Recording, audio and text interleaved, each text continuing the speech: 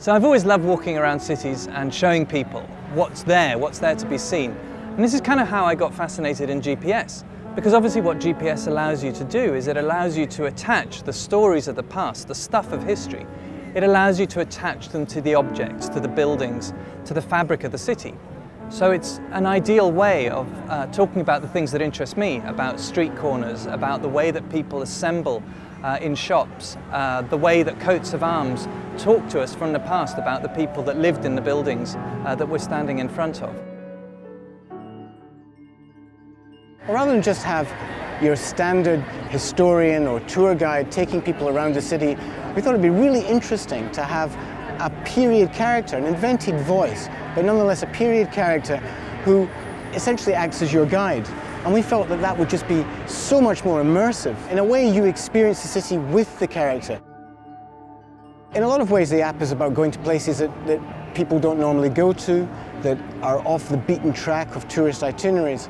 So the idea, I suppose, was to find a character that could also give a different point of view in Florence. In this case, with Giovanni the woolworker.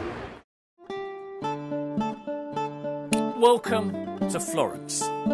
I'm Giovanni Di Marco. It's the year of our Lord 1490. Well, Giovanni is a woolworker from roughly about 1490. He's one of the, if you like, the disenfranchised majority of Florence. He's a non-citizen.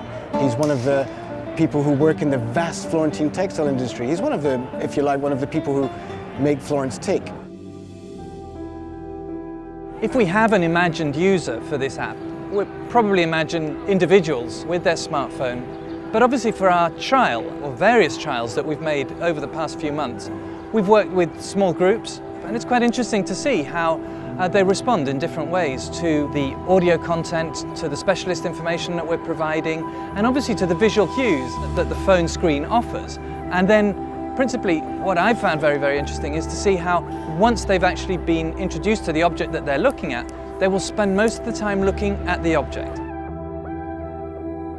It's a way of directly communicating information with the visual subject of your inquiry in front of you. Obviously, for an urban historian, this unlocks enormous potential because the fabric of the cities of Italy is, in many cases, still intact.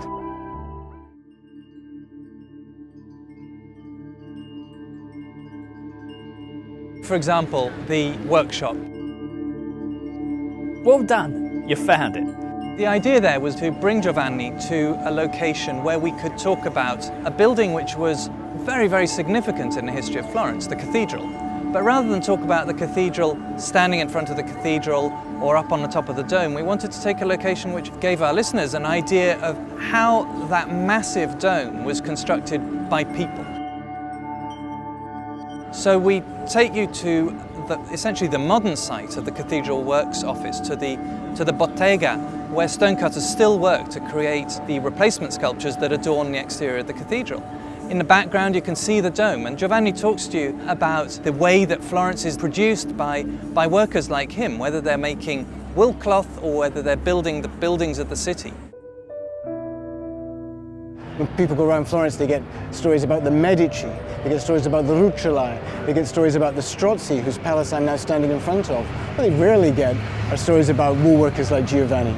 So we thought this was a really interesting way to impart 50 or 60 years of research into social history of a city that really isn't normally presented to people. One of the things that made this project really quite exciting is that we're all increasingly aware of how we navigate the city using maps. Google Maps are something that everybody is conversant with. Rather than use a modern map, what we were able to do with Calvium was to peg the 16th century map made by Stefano Bonsignori, the most accurate map of Renaissance Florence. We were able to peg that to a modern street map. So what the user is able to do is walk around the city, if you like, in a 16th century street view experience, where the environment that they're walking through is represented, is visualized on the screen as a woodcut, an original woodcut in the 16th century, and they can see their own avatar, their own self, walking in the 16th century map.